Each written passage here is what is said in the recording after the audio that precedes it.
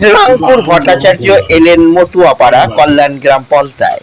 তিনি এসে কি প্রতিশ্রুতি দিয়ে গেলেন জেনে নেওয়া যাক চ্যানেল আনন্দের পর্দায়। যারা যারা আমায় আমন্ত্রণ করেছেন, এখানে আসার সুযোগ করে দিয়েছেন, তাদের কাছে আমি চিরকৃতজ্ঞ।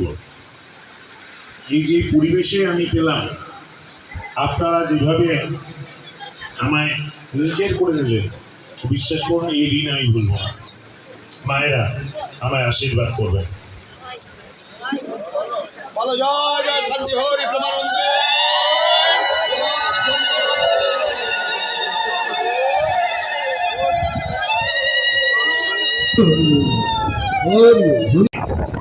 যেভাবে ভালোবেসে আপন করে দিচ্ছেন, এই আপনাদের প্রত্যেকের চোখগুলো আমি দেখছি, আমাকে যেভাবে আপনারা একান্ত আদর করছেন, আমি মনে পড়ছে এই নোয়াপাড়াবাসীর সঙ্গে যেন আমার একটা আত্মার নাম গড়ে উঠেছে। আমি একটা আত্মীয় হিসেবে আপনাদের থেকেছি। রাজনৈতিক বক্তব্য রাখছি না, বিশ্বাস করুন।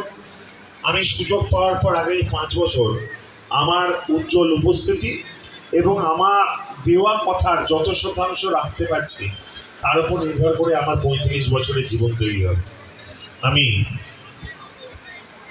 ঈশ্বরের কাছে কামনা করি, সর্বশক্তিমানের কাছে কামনা করি, ভগবান যেন আমায় এই জোর দেয়, এই শক্তি দেয়, আমি শুধু জিতে আসতে পারি তা নয়, জিতে আসার পরও যেন আমার পাটা মাটিতেই থাকে। জিতে আসার পরও যেন আমার কখনো এমন মনে না হয় যে আমার ক্ষমতা, আমার দম্ভ আজকের শ্রীরামপুরকে ভুলিয়ে যাবে।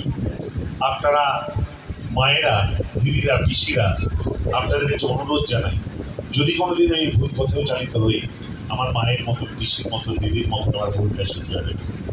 আপনাদের সঙ্গে থেকে, আপনাদের পাশে থেকে আগামী দিনে আপনাদের জন্য যতটা যা করতে পারি আমি করবো। আজকেই যদি বলে দিই হ্যাঁ এখানে মন্দির করে দিলাম, এখানে আপনাদের এই ব্যবস্থা করে দিলাম, সেটা মিথ্যে কথা হবে, ভুল কথা হবে। কারণ আমি একদিন দেখিনি কোথায় জায়গা আছে, কোথায় কীভাবে করলে ভালো হয়, কোনটা কার জমি, আমি এখনো কি জানি না। এইভাবে আপনাদের বলাটা উচিত হবে না। আমি আপনাদের সঙ্গে এইটুকু শুধুমাত্র বলতে পারি যে আমি জিতে আসার পর আমার সার্বিকভাবে আমি যা যা করতে পারি, আমি তা আপনাদের সঙ্গে থেকে করবো। এবং আপনারা বুঝতে পারবেন যে আপনারা একটা বিধায়ককে জিতে আনেননি, আপনারা আপনাদের ঘরের একটা ছেলেকে জিতিয়ে নিয়েছেন, যার উপর আপনাদের প্রত্যেকের অধিকার বোধ থাকবে। আমি মাথা নত করে আপনাদের সামনে বলি, ঘরের ছেলে হিসেবে আপনারা আগামী দিন আপনাদের সঙ্গে থাকবেন। বাকিটা জয় হরিচাঁদ, জয় হরিচাঁদ।